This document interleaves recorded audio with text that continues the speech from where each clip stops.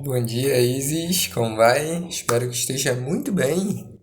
Então, este é o primeiro vídeo que eu gravo voltado para, explicações e conceitos e também de exercícios sobre português, redação e literatura para você fazer o Enem, né? Então, vamos começar falando sobre redação. E redação é aquilo, né?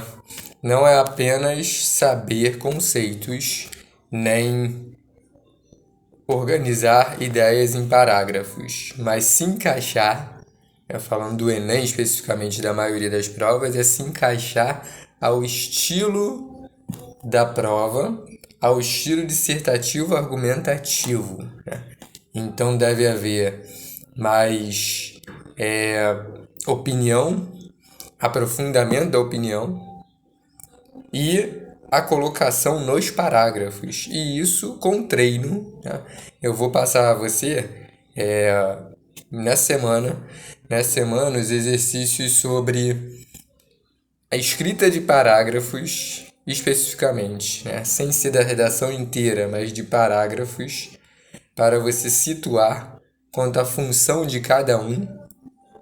E também o que eu gostaria muito de ver em texto seu é referência a alguma área do conhecimento.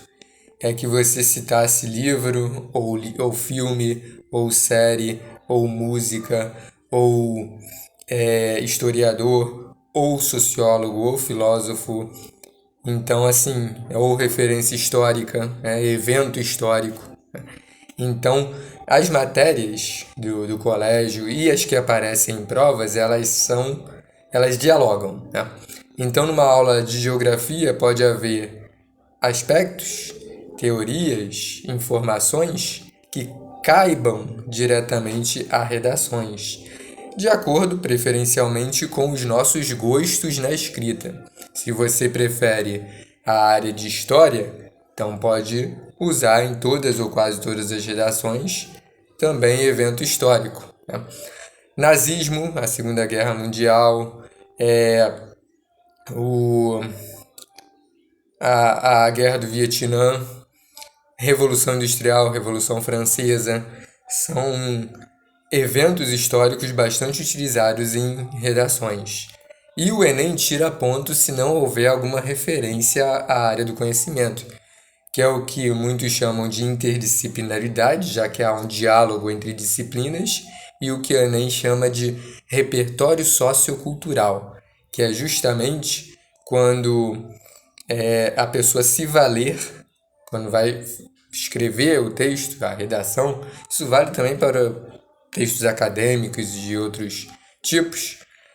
A pessoa se valer de conhecimentos que ela tenha para poder utilizar a experiência e mostrar a habilidade de escolher dentre tudo o que a pessoa conhece o que se encaixa diretamente na no tema e na discussão do parágrafo. Então, num parágrafo de introdução, que é o primeiro parágrafo da redação, então sugiro que você foque 4 parágrafos para escrever. O primeiro de introdução. No de introdução deve haver pelo menos 2 frases, né? Ou seja, né, 2 ou mais frases para poder encaixar as suas ideias nas frases e na primeira frase você deve contextualizar o tema com fatos. Então muitos já colocam alguma referência, né, à área do conhecimento. No filme, nananana, no livro, nananana, escrito por e escrever a ideia, né? Por exemplo, num tema sobre pessoas com autismo, né? Transtorno do espectro autista, pode falar sobre livros ou documentários como O que me faz. Tem algum, eu esqueci o nome dele, O que me faz querer pular. Eu vou ver o nome já já, esqueci. Que foi escrito por uma pessoa autista realmente, né? Então a pessoa é autista e escreveu o livro. Então, a, ou então pessoas com outros tipos de transtornos, tá? Poder, filmes, livros, documentários sobre isso mostram bastante a exclusão social, né? Por exemplo, temas de redação sobre inclusão de pessoas com deficiência, né? Física ou além, né? Então, na introdução deve haver duas frases, pelo menos. E uma contextualizando o tema, por exemplo. O documentário Pro Dia Nascer Feliz trata das variadas ocasiões pelas quais adolescentes de 14 a 16 anos, adolescentes de 14 a 17 anos passam, como o preconceito e a esperança. Nesse quesito, uma das principais discussões embasadas no ambiente escolar diz respeito à tecnologia interligada ao ato de educar. Tema, né? Você pode até escrever essa frase tema. Aliás, pode estar escrevendo agora, né? Conforme eu for falando, as ideias para poder você assimilar mais ainda, né? Quanto à questão do esquecimento, é normal, né? Mas quanto mais você reler ou rever vídeos, né, sobre os assuntos, mais os conceitos e exercícios ficam assimilados na nossa mente e mais nós compreendemos o que é passado, né? O papel da tecnologia na educação de crianças e jovens no país, né? O papel da tecnologia na educação de crianças e jovens no país. Então essa é a frase tema. Então, em todos os parágrafos você deve falar, né? A pessoa deve falar ao mesmo tempo da tecnologia e da educação.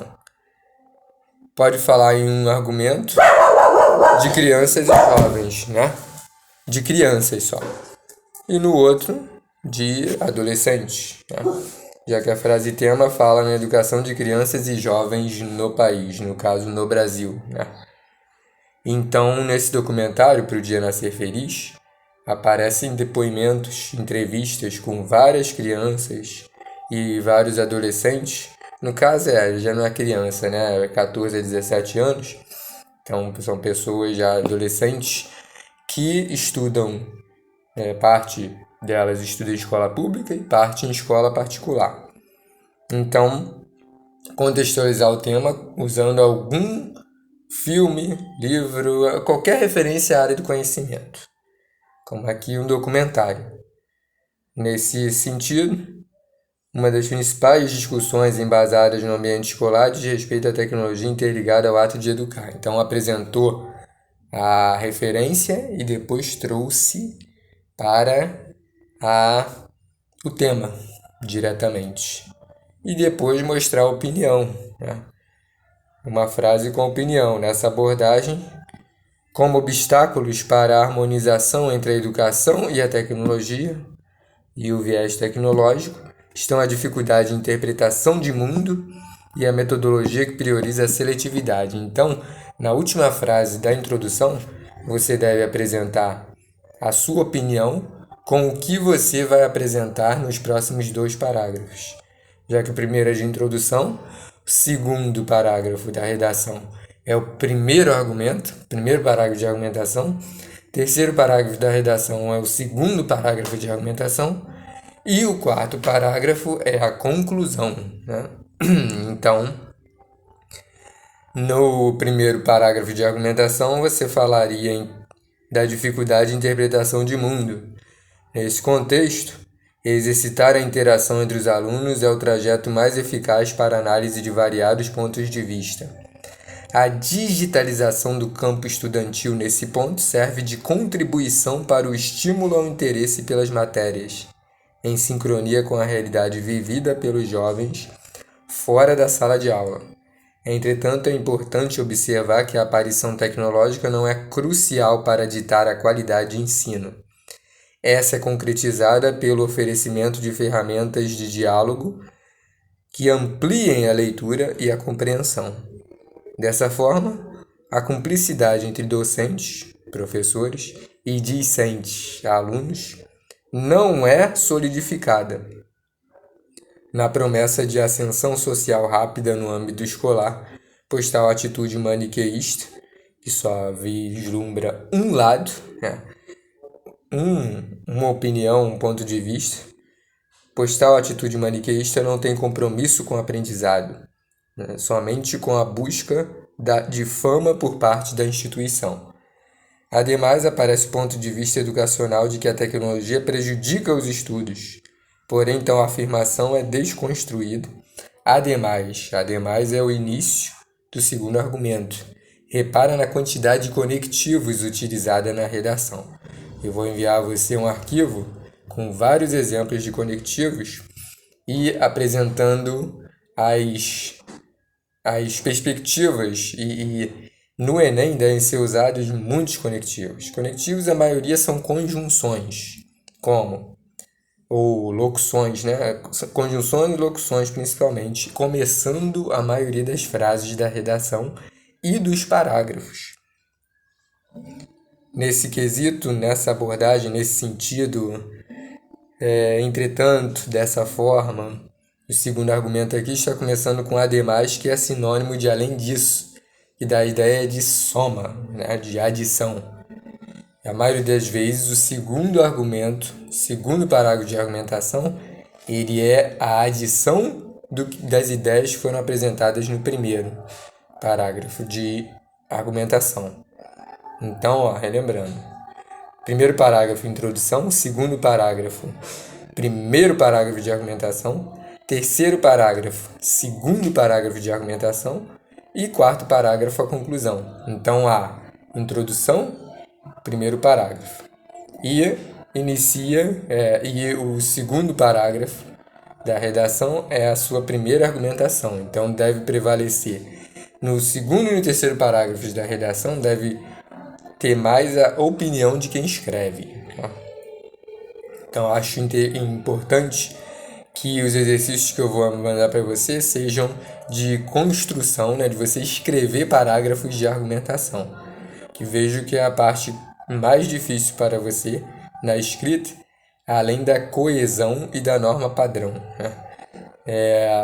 Desvios, né, na escrita de várias palavras. Isso também é um cuidado que se deve ter, é muito importante.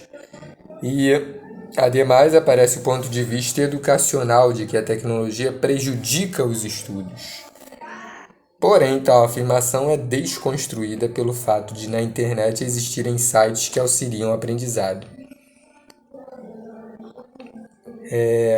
Sob essa conjuntura, segundo o filósofo Berto Roden, a educação autêntica não se caracteriza apenas pelo conhecimento de objetos ao redor do indivíduo, mas em especial pela habilidade de utilizar artifícios integralmente, tecnológicos, por exemplo.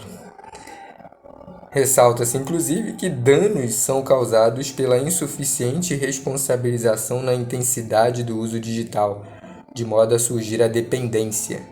Educar dessa maneira é pautado na sensação de pertencimento inclusivo e não no comportamento de proibição de evitar que as crianças e os jovens utilizem aparelhos eletrônicos. Isso fortalece a exclusão que colabora para violentar o psicológico da juventude. E a conclusão. O educador Paulo Freire, então, afirma que conscientizar é tomar posse da realidade. Portanto, para aprimorar a fusão entre a tecnologia e a educação e juvenil, é preciso que, no último parágrafo, que é a conclusão, deve haver, pelo menos, no Enem, né, preferível, tem pelo menos 3 frases. Na introdução, pelo menos 2 ou mais frases. Em cada um dos parágrafos de argumentação, deve haver 3 ou mais frases. E na conclusão, o Enem pede a proposta de intervenção, que é você apresentar o que poderia ser feito de forma aprofundada. Quem faria, em nome de algum órgão, de algum grupo social, a maioria coloca algum ministério, né? Quem faria, o que seria feito, como seria feito detalhadamente e a finalidade. E de preferência uma quinta parte, que é algum detalhamento ou, por exemplo, alguma função do órgão que você apresente. Preciso que o Ministério da Ciência, Tecnologia e Inovações, aí pode colocar entre travessões ou entre vírgulas, né? Responsável pelo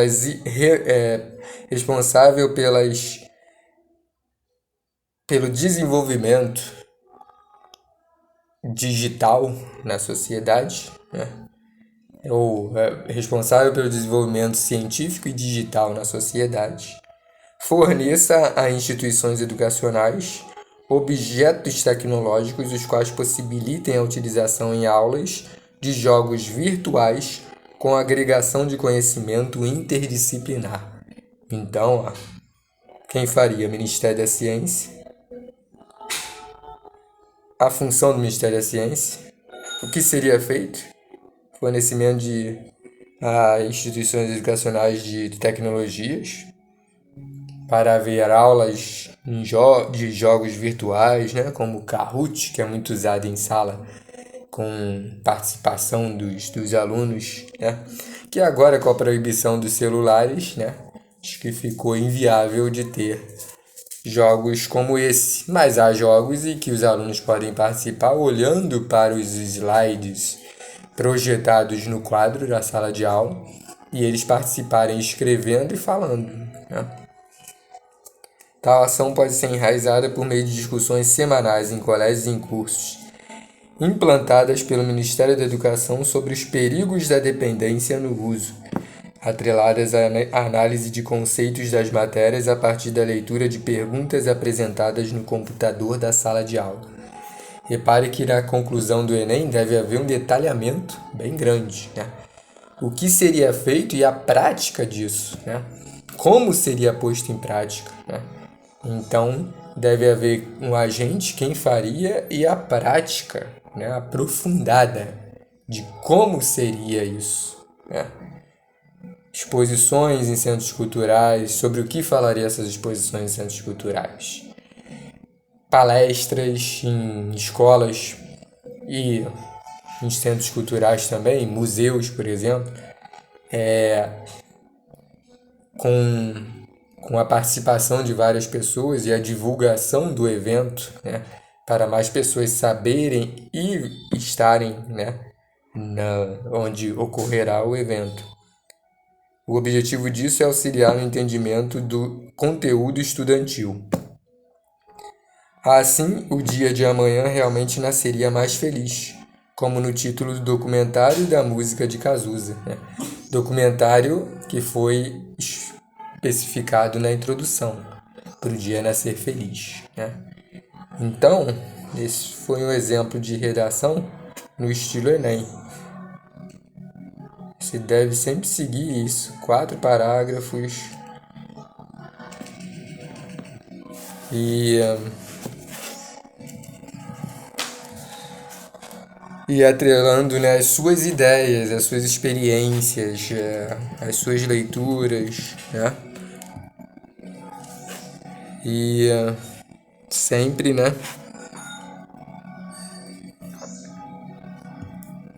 Sempre se fazendo ao máximo, né? Seguindo, né, essa quantidade de frases em cada parágrafo, né? E a linha de argumentação mais utilizada nos argumentos é a causa e consequência. Então você pode pensar nela, né? Eu vou... sim, deixa eu ver o nome desse livro que eu havia falado. Foi uma ex-aluna que me deu esse livro, O que me faz pular. O que me faz pular, livro escrito por Naoki Higashida, que tinha apenas 13 anos e conta a própria experiência dele de ser autista, né? Ou seja, né, o livro é autobiográfico e ao mesmo tempo convida o leitor, né, a ser mais empático e entrar na convivência, no mundo do autismo vivenciado, né, pelo autor do livro, né? Então, Prepare-se que eu vou passar exercícios para você de redação para você escrever parágrafos soltos sobre temas diversos que poderiam ser utilizados em várias redações, né? E também vou gravar agora uma enxurrada de vídeos, vários vídeos para você, sendo esse o primeiro sobre gramática, redação, norma padrão, coesão, movimentos literários, vanguardas europeias. Alguns eu vou colocar para todas as pessoas, né, pelo Instagram ou então no próprio grupo do WhatsApp e também no próprio grupo do WhatsApp. Então, você deve escrever 4 parágrafos na redação, na base de 25, 30 linhas. E procurando, né, aprofundar a sua opinião e utilizar alguma referência à área do conhecimento, certo? Vou anotar, eu iria escrever em documento separado, mas vou anotar para você na própria redação, a correção, né, e as anotações. E esse livro aqui vai ser uma das nossas bases, essa apostila, que é do Enem, né, e tem todas as matérias. Então, como eu falei, eu vou começar a ler partes desse livro e eu quero que você ouça e ouça de novo, ouça quantas vezes você puder esses vídeos que eu vou enviar, tá? Para ajudar você nos estudos e, né, em leituras e entendimento de conceitos, teorias, exercícios, né, e questões sobre todas as matérias voltadas ao Enem, né, e apostilas como essa a gabarito comentário também. Então, prepare-se, né, para adentrarmos juntos nos estudos de forma aprofundada. Abraços e até logo, Isis!